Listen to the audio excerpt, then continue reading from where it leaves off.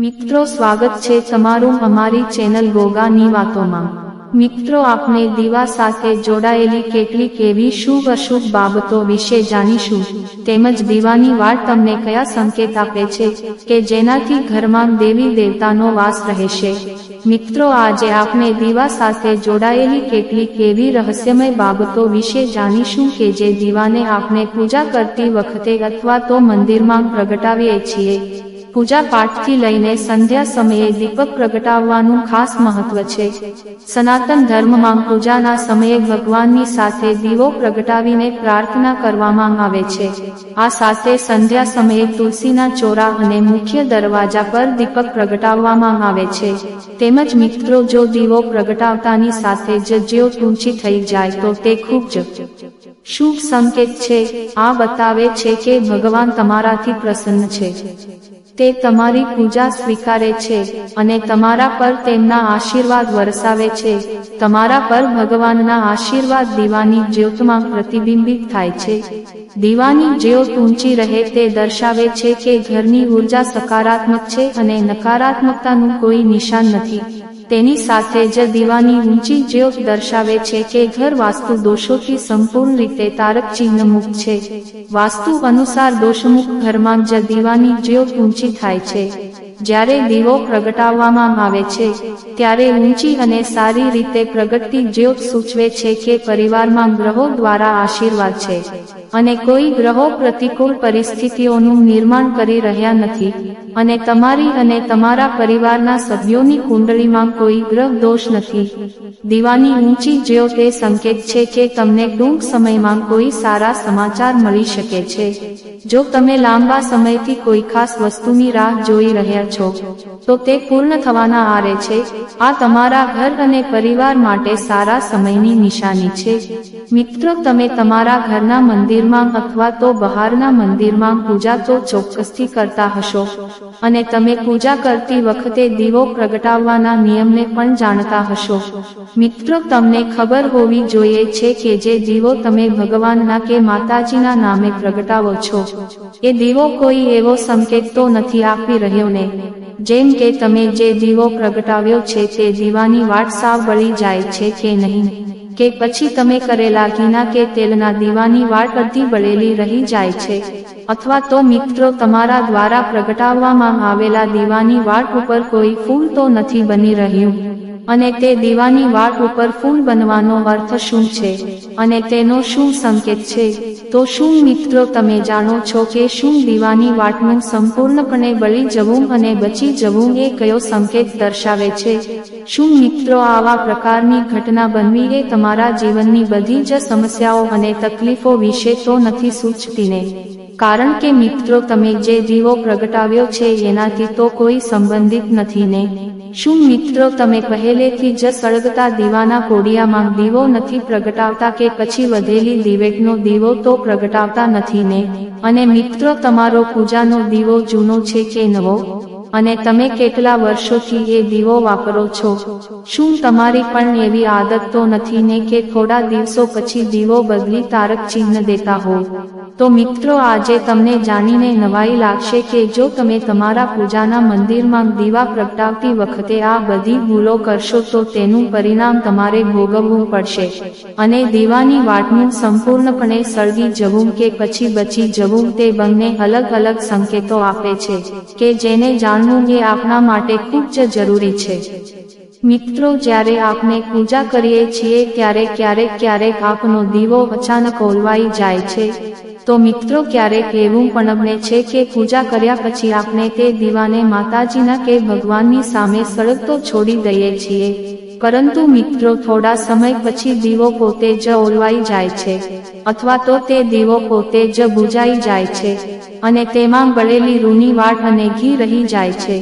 તો મિત્રો ક્યારેક આપણા દીવાની વાટ સંપૂર્ણપણે બળી જાય છે અને તેમાં એક ફૂલ પણ બની જાય છે। તો આ બધા સંકેતોના અલગ અલગ નકારાત્મક અને સકારાત્મક પરિણામો જોવા મળે છે। તો ચાલો મિત્રો પહેલા આપણે એ જાણીએ કે જો આપણે પ્રગટાવેલા દીવામાં ફૂલ બની રહ્યું હોય તો તેનો અર્થ શું થાય છે।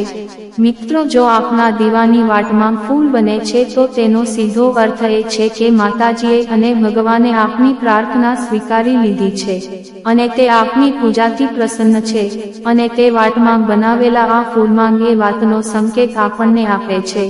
જો તમારા ઘરમાં દેવી શક્તિઓ હાજર હોય કે દેવી દેવતાઓનો વાસ હોય અને તમારી સાથે તે પણ માતાજીની કે ભગવાનની પૂજામાં ધ્યાન કેન્દ્રિત કરે છે, તો તમારા દીવાના પ્રકાશમાં એક કરતાં વધારે વાટમાં ફૂલ બને છે, અને ક્યારેક સાથે સાથે તે જ્યોતમાં આપણને કોઈ ભગવાન કે દેવીનું સ્વરૂપ પણ દેખાવા લાગે છે. તો મિત્રો, જો તમારા દીવાની વાટમાં ફૂલ બની રહ્યું હોય તો તમે ખરેખર બહુ ભાગ્યશાળી છો.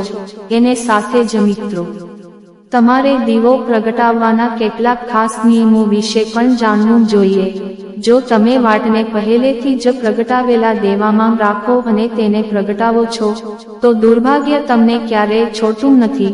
જો તમે પહેલેથી જ પ્રગટેલી વાટ કે કળશને રાખવા હોય તે દીવામાં અન્ય કોઈ વસ્તુ હોય, અને જો તમે વાટ તેમાં નાખીને તે દીવાને સળગાવી દો છો તો તે દેવી દેવતાઓ અને ભગવાન તમારા ઉપર પ્રસન્ન થવાને બદલે તમારા ઉપર નારાજ થાય છે, અને તમને આના ખૂબ જ ભયંકર પરિણામ જોવા મળે છે. તેમજ તમારું કામ પણ બગાડવા લાગે છે, અને તમારી તિજોરીમાં રહેલા પૈસા ખર્ચવા કે કોઈ કારણ વિના ઓછા થવા લાગે છે, અને તમને પૈસા મળવાના તમામ રસ્તાઓ પણ બંધ થઈ જાય છે. આથી મિત્રો, હંમેશા એ વસ્તુ ધ્યાનમાં રાખવી જોઈએ કે જ્યારે પણ તમે દીવો કરો છો ત્યારે તમારે હંમેશા સ્વચ્છ અને સાફ દીવો જ વાપરવો જોઈએ. મિત્રો, કેટલાક લોકોને દર થોડા દિવસ પછી દીવો બદલવાની આદત હોય છે. ત્યારે મિત્રો, વાસ્તુશાસ્ત્ર એવું કહે છે કે તમે જે દીવા વડે પૂજા કરો છો તેને ક્યારેય બદલવો જોઈએ નહીં. તમે તે દીવાને સિદ્ધ થઈ જવા દો. જ્યારે કોઈ પણ દેવી દેવતાઓની સામે કે ભગવાનની સામે જ્યારે દીવો પ્રગટાવવામાં આવે છે ત્યારે તે દિક્કમાં ભગવાનની સકારાત્મક ઉર્જા આવે છે, અને જ્યારે પણ તમે તે દીવો પ્રગટાવો છો તો તમારું શરીર એટલે કે તન અને મન બંને શુદ્ધ થઈ જાય છે. તેથી જ તમે જ્યારે દીવો કરો ત્યારે તમે દરરોજ તે દીવો સાફ કરો અને પછી જ તે દીવાને પ્રગટાવો. મિત્રો, જ્યારે પણ તમે દીવો પ્રગટાવો ત્યારે તે દીવાને સાફ કરો અને પછી વાટને તે જ દીવામાં સળગાવો. અને આવું તમે જેટલી વાર કરો તેટલી વાર એટલે કે વારંવાર સાફ કરીને તે દીવાને પ્રગટાવો, અને તે જૂના દીવામાં જ વાટને રાખીને સળગાવી જોઈએ. પરંતુ મિત્રો, જો તમે ભૂલથી પણ તે દીવો બદલો છો તો પણ તમારી પ્રગતિમાં અવરોધ, મુશ્કેલો કે તકલીફો આવતી રહે છે. આથી મિત્રો, તમારે તમારો દીવો છે એ ક્યારેય બદલવો જોઈએ નહીં. મિત્રો, જો તમે સતત 10 વર્ષ કે સતત 20 વર્ષ સુધી એક જ દીવામાં વાટ પ્રગટાવશો તો આ તમારો દીવો સંપૂર્ણ રીતે સિદ્ધ થઈ જશે, અને તમે એ દીવાનો ચમત્કાર પણ તમારી આંખોથી જોઈ શકશો. મિત્રો, તમારા ઘરમાં પણ તેનો ચમત્કાર જોવા મળે છે. અને જો તમારા ઘરમાં એવો દર્દી છે કે જે બીમાર છે અથવા તો જેનો તાવ ઉતરી રહ્યો નથી, તો મિત્રો, તમારે આ દીવાની વાટને થોડા સમય માટે એક વાસણમાં પાણી ભરીને રાખવી જોઈએ, અને પછી તે પાણીને બીમાર વ્યક્તિને કે દર્દીને આપી દેવું જોઈએ.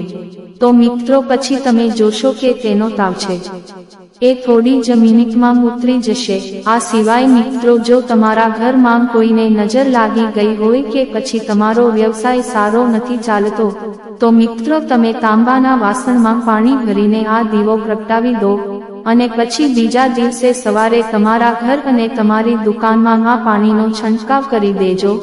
મિત્રો, આમ કરવાથી તમે તેનું સ્પષ્ટ પરિણામ કે ચમત્કાર જોશો. કારણ કે જ્યારે આપણે એક જ વસ્તુનું પૂજામાં સતત ઉપયોગ કરીએ છીએ ત્યારે તે વસ્તુ સિદ્ધ અને એકદમ પવિત્ર બની જાય છે. મિત્રો, જો તમે તમારી પૂજામાં તેનો ઉપયોગ કરો છો તો તે વસ્તુમાં આપણે જે કોઈ ઈષ્ટ દેવી દેવતાઓને કે કુળદેવતાને માનીએ છીએ કે પછી ભગવાનને જો માનતા કોઈએ, તો મિત્રો, તે દેવી દેવતાઓની દિવ્ય શક્તિ છે એ તેમાં સમાઈ જાય છે. એટલા માટે જ મિત્રો, ક્યારેય પણ તમારા મંદિરના દીવો બદલવાની ભૂલ ન કરો. મિત્રો, જો તમારા મંદિરનો દીવો છે એ ખરાબ થઈ ગયો હોય કે ખંડિત થઈ ગયો હોય અથવા તો જો તે તૂટી ગયો હોય તો જ તમે તે દીવાને બદલજો. પરંતુ તેમ છતાં મિત્રો, તમે તે દીવાને ફેંકી દેશો નહીં. અને તેને સુરક્ષિત રીતે તમારા ઘરમાં રાખો, કારણ કે મિત્રો તેમાં તે દેવી દેવતાઓની અને ભગવાનની દિવ્ય શક્તિનો સકારાત્મક ઉર્જાનો સ્ત્રોત રહેલો હોય છે, જે એક અમૂલ્ય ભંડાર છે. હવે મિત્રો આપણે એ પણ જાણી લઈએ, જો તમારા દીવાની વાટ પૂરી રીતે બળી નથી અને તે વાટ અડધી દીવામાં જ પડી રહે છે, તો મિત્રો તેનું શું પરિણામ આવે છે? તો સૌથી પહેલા તમે જુઓ કે તમે કોઈ વૃક્ષ કે છોડને પૂજા કરો છો અને તે પૂજામાં પ્રગટાવવામાં આવેલો દીવો પૂરેપૂરો બળતો નથી, અથવા તો તે દીવાની વાટ અડધી તેમાં જ પડી રહે છે, તો તેના કારણે તમારા ઘરમાં ભયંકર બીમારી અને રોગો ઘર કરી જશે અને આ રોગ તમને ક્યારેય છોડશે પણ નહીં. આથી જ્યારે પણ મિત્રો તમે કોઈ ઝાડ નીચે કે મંદિરમાં દીવાને પ્રગટાવો છો, અથવા તો જો તમે કોઈ છોડ અથવા તો મંદિરને બહાર કોઈ જગ્યાએ પૂજા કરો છો, તો મિત્રો ધ્યાન રાખજો કે તે દીવાની વાટ સંપૂર્ણપણે બળી જવી જોઈએ અને તે દીવાના વાસણમાં કોઈ પણ વસ્તુ બાકી રહેવી જોઈએ નહીં, કારણ કે મિત્રો જો ત્યાં દીવો અને તેની વાટ સંપૂર્ણ રીતે સળગી ગઈ હોય તો તેની સારી અસર છે એ તમારા સ્વાસ્થ્ય ઉપર પડે છે. તેમજ તમારા ઘરમાં મંદિરમાં જો વાટ સંપૂર્ણ રીતે સળગતી નથી, જો પૂજા દરમિયાન અને દીવો વારંવાર ઓલવાઈ જાય છે, તો મિત્રો તમારા ઘરમાં ચોક્કસપણે નકારાત્મક ઉર્જાનો વાસ છે અને તે તમારા ઘરની પૂજામાં વિઘ્નો ઉત્પન્ન કરવાનું કામ કરે છે. મિત્રો જો ઘરમાં કોઈ દુષ્ટ શક્તિ હોય કે કોઈ મેલી વિદ્યા કોઈએ કરી હોય, અથવા તો એવી કોઈ શક્તિ હોય કે જે ઈચ્છતી ન હોય કે તમારા ઘરમાં ક્યારેય તમારા કુળદેવી માના કે પછી ભગવાનના આશીર્વાદ બની રહે અને તમારા ઘરમાં ઉર્જાનો વાસ બની રહે, તો મિત્રો તે નકારાત્મક ઉર્જા તમારી પૂજા સફળ થવા દેતી નથી. મિત્રો એક જ વાતાવરણમાં સમાન પ્રકારની ઉર્જાઓ માંગતો સકારાત્મક ઉર્જા રડી છે અથવા તો નકારાત્મક ઉર્જા જ રડી શકે છે, અને મિત્રો દુષ્ટ શક્તિ છે એ ક્યારેય ઈચ્છતી નથી કે દેવી શક્તિઓ હોય કે પછી કુળદેવી વાસ હોય એ તમારા ઘરમાં નિવાસ કરે, કારણ કે મિત્રો જો માતાજી કે ભગવાન તમારા ઘરમાં વાસ કરશે તો તે નકારાત્મક અને ખરાબ શક્તિઓને તે ઘર છોડવું પડશે. આટલા માટે જ મિત્રો અશુભ અને નકારાત્મક શક્તિઓ આપને પૂજામાં અવરોધો તેમજ સંકેતો ઊભા કરે છે અને તેના પ્રભાવથી આપણો દીવો વારંવાર ઓલવાઈ જાય છે અથવા આપણો દીવો સંપૂર્ણપણે બળતો નથી. તો મિત્રો આ બધાથી બચવા માટે તમારે શું કરવું જોઈએ? મિત્રો આ માટે તમારે સાચા હૃદયથી તમે જે કોઈ પણ ઈષ્ટ દેવતાઓને માનો છો તો તેઓનું તમારે સ્મરણ કરવું પડશે, અને જ્યારે પણ તમે દીવો કરો છો ત્યારે સૌ પ્રથમ કુળદેવીમાને પ્રાર્થના કરો કે તમારે આસપાસ જે પણ નકારાત્મક ઉર્જા છે તે તમારાથી દૂર રહે અને તેમની કૃપા તમારા ઉપર બની રહે.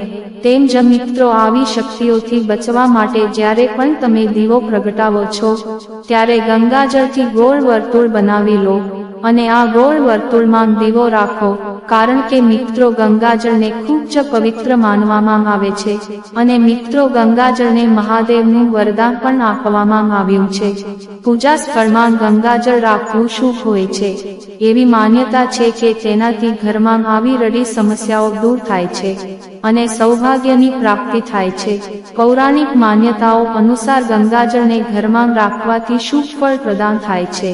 તે પ્રકારથી આ પાણીથી નહાવાથી પાપનો અંત થાય છે. ગંગાજળ અન્ય પાણીથી અલગ હોય છે. ગંગા નદીનું જળ ક્યારેય ખરાબ નથી થતું અને આ જળમાં કીડા પણ નથી પડતા. ગંગાના પાણીમાં અનેક પ્રકારના ઔષધીય ગુણ હોય છે. આ પાણીથી નહાવાથી અનેક પ્રકારના રોગો દૂર થાય છે. સનાતન ધર્મમાં ગંગા નદીને માતાનો દરજ્જો આપવામાં આવ્યો છે. તેથી ભક્તો તેમના ઘરને શુદ્ધ રાખવા માટે ગંગા જળ રાખે છે. ગંગાનું પાણી મોક્ષ પ્રદાન કરવા માટે કહેવાય છે અને તેનો ઉપયોગ પૂજા, શુદ્ધિકરણ, અભિષેક અને ઘણા ધાર્મિક કાર્યો અને ધાર્મિક વિધિઓમાં થાય છે. ગંગાજળ વિના કોઈ પણ ધાર્મિક કાર્ય કે અનુષ્ઠાન પૂર્ણ અને સફળ માનવામાં આવતું નથી, પરંતુ જો તેને રાખવાના નિયમોનું પાલન ન કરવામાં આવે તો તે પણ અશુદ્ધ બની જાય છે.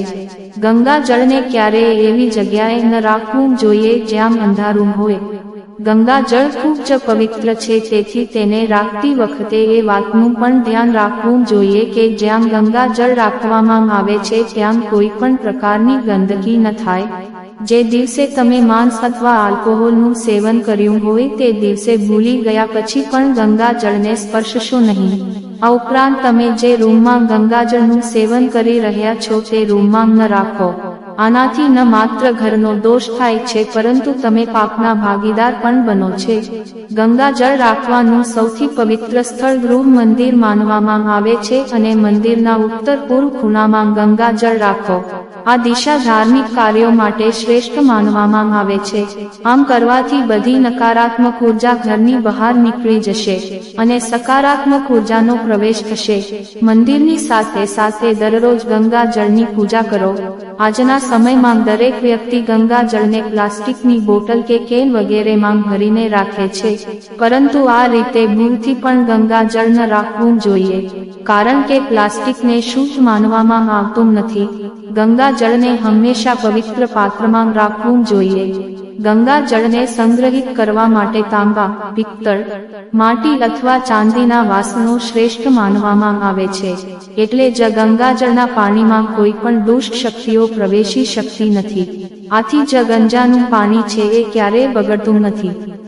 મિત્રો, ગંગાજળ છે એ દરેક પ્રકારની ઉર્જાને સકારાત્મક ઉર્જામાં પરિવર્તિત કરી દે છે અને જો તમે ગંગાજળથી બનેલા ગોળ વર્તુળમાં દીવો રાખશો તો તે તમારી પૂજામાં કોઈ પણ પ્રકારની મેલી વિદ્યા કે પછી ખરાબ શક્તિની અડચણ નહીં આવવા દે અને કોઈ નકારાત્મક શક્તિ તમારા દીવાને ઓલવી શકશે નહીં અને તમે નિસંકોચ તમારી પૂજા કરી શકશો.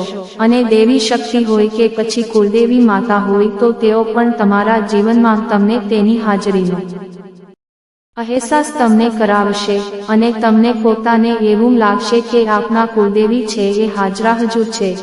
તેમજ મિત્રો, માતાજીના આશીર્વાદ તમારી ઉપર બની રહેશે. મિત્રો, કોમેન્ટમાં જય ગોગા મહારાજ લખો. આશા રાખીએ છીએ કે તમને આ માહિતી પસંદ આવી હશે.